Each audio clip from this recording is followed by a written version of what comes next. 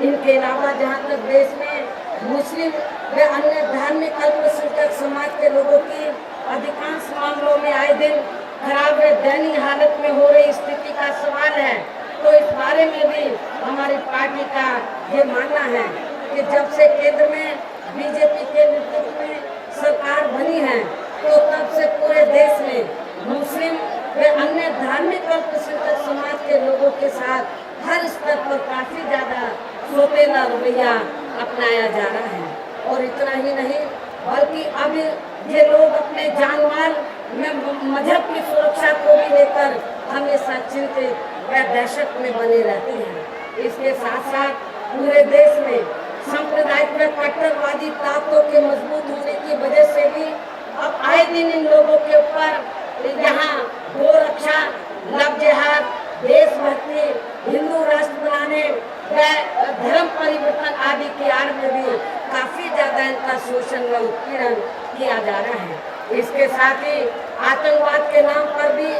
अब यहाँ खासकर मुस्लिम समाज के आम लोगों को भी, शरीफ लोगों को भी जो सबकी नजरों से देखा जा रहा है, तो ये सब यहाँ देश में ठीक नहीं हो रहा है। और इसका हमारी पार्टी हमेशा कड़ा विरोध करती रही है और आगे भी करती रहेगी।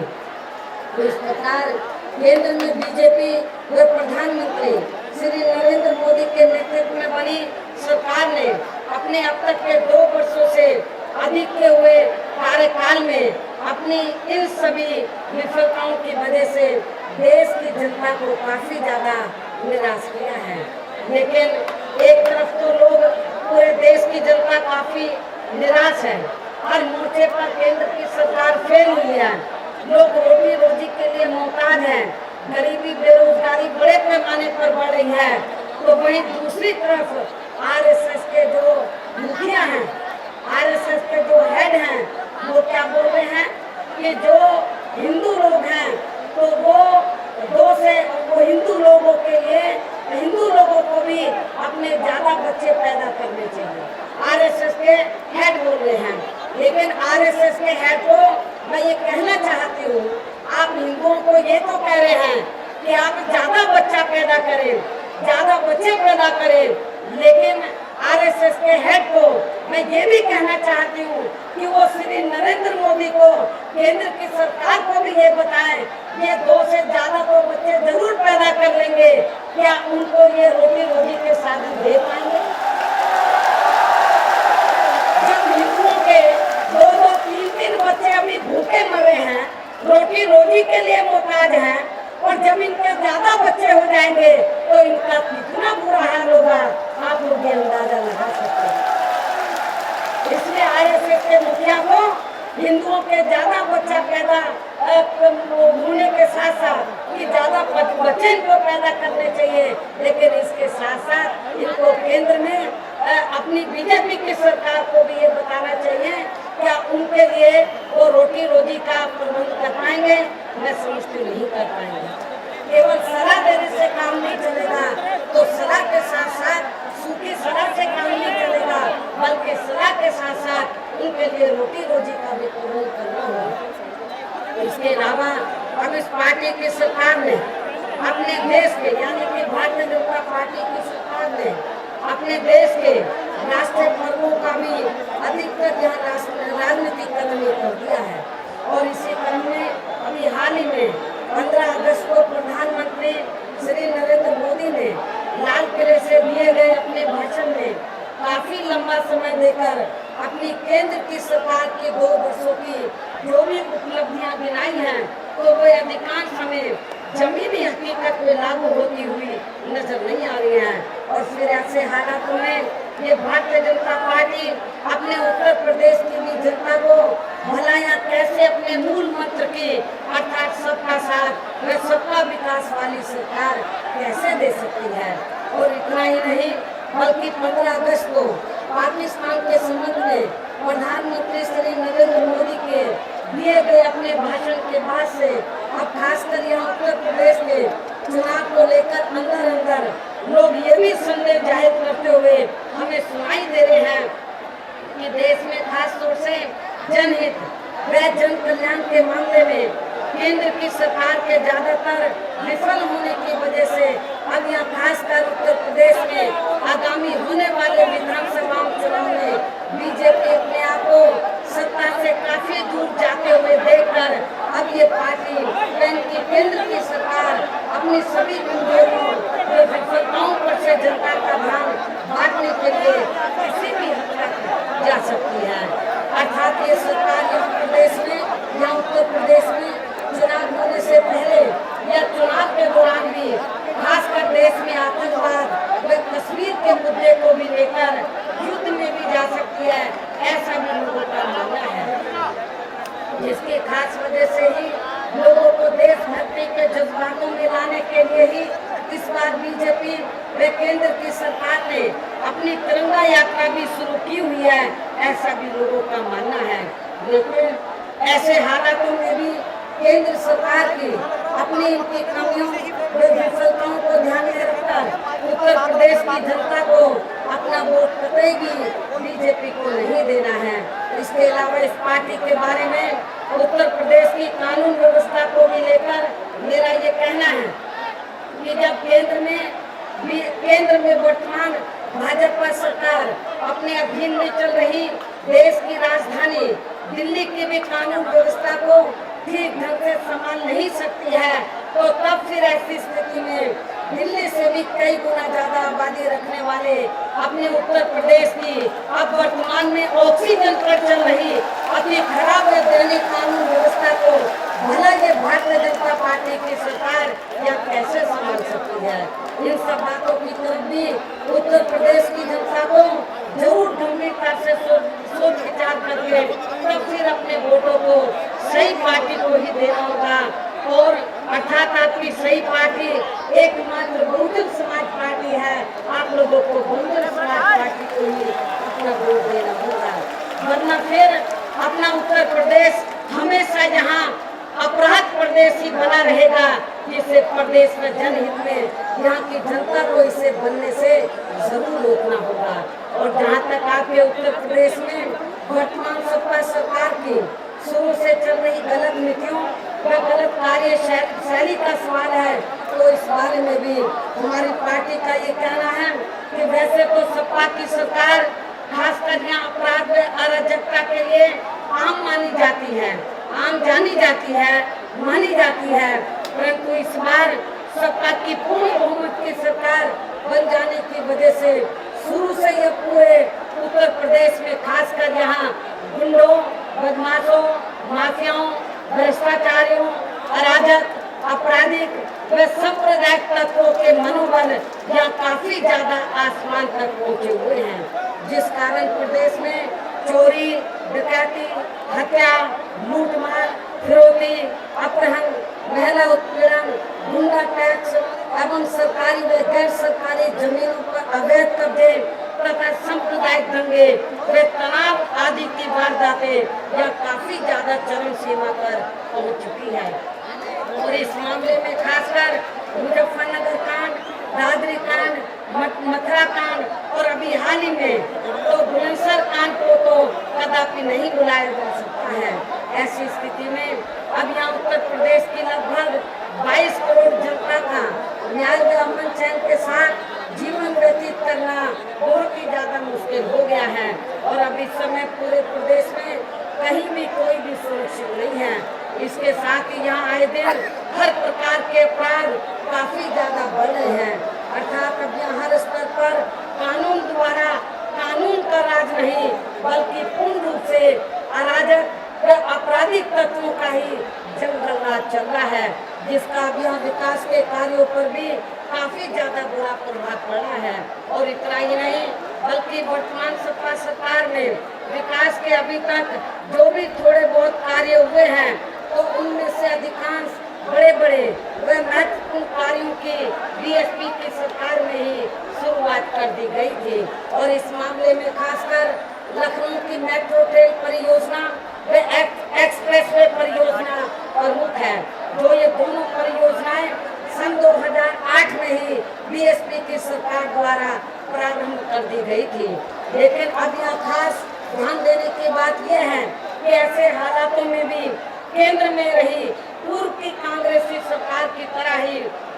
वर्तमान भाजपा सरकार का भी खामोश बने रहना, तो ये सब सपा व बीजेपी की विफलताओं व अंदरूनी मिली भगत को इस साफ तौर से दर्शाता है। ऐसी स्थिति में उत्तर प्रदेश की जनता को प्रदेश जनहित व जन कल्याण के लिए यहाँ सपा के साथ साथ कांग्रेस व बीजेपी को भी सत्ता में आने से जरूर रोकना होगा। हालांकि कांग्रेस की तो हालत ठीक नहीं है, लेकिन फिर भी ये आप थोड़ा घना भी वोट ना काट सके कांग्रेस वाले, इसका भी आपको प्रयास करना होगा। और बीजेपी जो सत्ता में आने का सपना देख रही है, तो इनके सपने को भी चकनाचूर करना होगा। इसके साथ ही अब उत्तर प्रदेश में जनहित व जन कल्याण की अर्थात बीएसपी की सर्वजन हिताय व सर्वजन सुखाय की ही यहाँ सरकार बनानी होगी। और वैसे तो आप लोग जानते हैं कि बीएसपी का सर्वजन हिताय व सर्वजन सुखाय का ये एक नारा मात्र नहीं है, बल्कि ये हमारी पार्टी की मूल नीति व सिद्धांत भी है, जिसके आधार पर चलकर हमने अपनी पार्टी का संगठन ही नहीं बल्कि यहाँ उत्तर प्रदेश में अपनी कई बार सरकार भी चलाकर दिखाई है। इसके साथ ही इसी नीति व सिद्धांत के आधार पर चलकर ही हमारी पार्टी ने अपने सभी चारों शासनकाल में यहाँ किसानों, मजदूरों, कर्मचारियों, व्यापारियों व अन्य क्षेत्रों में लगे लोगों के हितों के साथ साथ खासकर यहाँ दलितों, पिछड़ों, मुस्लिम व अन्य धार्मिक अल्पसंख्यक समाज के साथ ही अपर कास्ट समाज के गरीब लोगों के हितों का भी हर स्तर पर विशेष ध्यान रखा है। अर्थात अब बीएसपी में बहुजन समाज का ही नहीं बल्कि सर्व समाज का हित निहित है। लेकिन ये सब विरोधी पार्टियों के लोगों को अच्छा नहीं लग रहा है, इसलिए अब ये लोग बीएसपी को सत्ता में आने से रोकने के लिए इसके विरोध में किस्म किस्म के घिनौने षड्यंत्र रच रहे हैं व अनेकों हथकंडे आदि भी इस्तेमाल कर रहे हैं, जिनसे प्रदेश की जनता को खासकर यहाँ विधानसभा के आम चुनाव होने तक जरूर सावधान रहना है। और इस संबंध में कुछ खास बातों की तरफ ध्यान दिलाने के साथ साथ पहले मैं बीएसपी के बारे में ये भी कहना चाहूंगी कि बीएसपी एक राजनीतिक पार्टी के साथ साथ एक मिशनरी मूवमेंट भी है, जिनके कार्यकर्ताओं व उनके समाज को बीएसपी की मिशनरी मूवमेंट से जोड़कर उन्हें फिर इस प्रकार से न बिकने वाला समाज के रूप में तैयार किया जाता है कि यदि किसी भी समाज का पार्टी से जुड़ा, हमारी पार्टी से जुड़ा बड़े से बड़ा नेता भी अपने व्यक्तिगत व पारिवारिक स्वार्थ में किसी भी विरोधी पार्टी के हाथों में चला जाता है, तो फिर वे व्यक्ति अधिकांश अकेला ही जाता है, किंतु उसके साथ में उसका अपना खुद का समाज नहीं जाता है। और फिर उसका समाज उसके स्थान पर अपना नया नेता तैयार करके पार्टी में आगे बढ़ता चला जाता है। और इस बात के माननीय श्री कांचीराम जी के जीते जी व उनके ध्यान के बाद भी ऐसे अनेकों उदाहरण हमारे सामने मौजूद हैं। और इसका उत्तर प्रदेश से जुड़ा ताजा उदाहरण ये है कि अभी हाल ही में जहाँ कुछ स्वार्थी व बिकाऊ लोग जो बीएसपी को छोड़कर गए हैं या निकाल दिए गए हैं, तो अब वे लोग विरोधी पार्टियों से अपने टिकट लेने के स्वार्थ में उन्हें खुश करने के लिए आए दिन यहाँ बीएसपी के ऊपर टिकट बेचने का गलत व झूठा आरोप लगाते रहते हैं। हालांकि इस मामले में सच्चाई ये है कि इस किस्म के लोग अकेले हमारी पार्टी में ही नहीं बल्कि दूसरी पार्टियों में भी जरूर देखने के लिए मिलेंगे, किंतु मीडिया में इनके प्रचार व प्रसार के मामले में फर्क केवल इतना ही होता है कि ये लोग अर्थात मीडिया के लोग दूसरी पार्टियों से जुड़े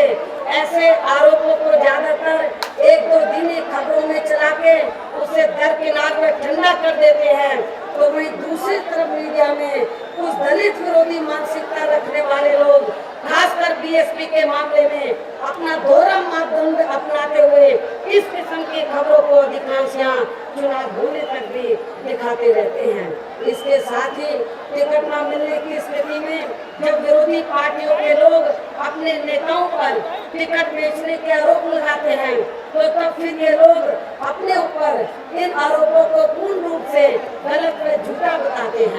तो वहीं दूसरी तरफ यही लोग बीएसपी के ऊपर लगे इस किस्म के गलत व झूठे आरोपों को सही बताते हैं, तो इससे भी विरोधी पार्टियों की बीएसपी के प्रति ये दोहरी मानसिकता साफ नजर आती है। लेकिन इसके साथ साथ यहाँ मैं ये भी कहना चाहूंगी कि पिछले कुछ समय से एक तरफ तो विरोधी पार्टियों के लोग जानबूझकर षड्यंत्र के तहत खासकर यहाँ बीएसपी के बारे में इस बात का ये काफी गलत प्रचार कर रहे हैं कि उत्तर प्रदेश में बीएसपी की हालत ठीक नहीं है, बीएसपी में भगदड़ मची हुई है, लोग आए दिन एक करके पार्टी को छोड़कर जा रहे हैं, ये विरोधी लोग इस किस्म का दुष्प्रचार कर रहे हैं। तो वहीं दूसरी तरफ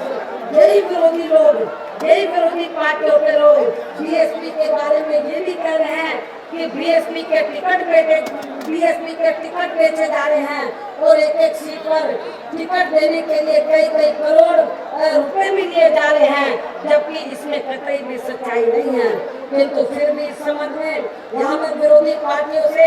ये बात जरूर पूछना चाहती हूँ, जब विरोधी पार्टियों के हिसाब से उत्तर प्रदेश में बीएसपी की हालत ठीक नहीं है, बीएसपी में भगदड़ मची हुई है, लोग आए दिन एक करके पार्टी को छोड़कर जा रहे हैं, तो फिर यहाँ बीएसपी की ऐसी बुरी व खराब हालत में इस पार्टी का भला फिर कौन टिकट खरीद सकता है, ये भी सोचने की बात है। शायद इसका जवाब ये लोग कदापि नहीं दे पाएंगे, लेकिन फिर भी इनके इस लोकाभास कथन से ये बात तो जरूर स्पष्ट हो जाती है कि बीएसपी उत्तर प्रदेश में सभी विरोधी पार्टियों को काफी पीछे छोड़कर या काफी ज्यादा आगे बढ़ चुकी है। और यही मुख्य वजह है कि विरोधी पार्टियों के लोग जानबूझकर एक सोची समझी रणनीति व षड्यंत्र के तहत ही खासकर यहाँ उत्तर प्रदेश में बीएसपी के ऊपर आए दिन इस किस्म के गलत व झूठे आरोप लगाते रहते हैं।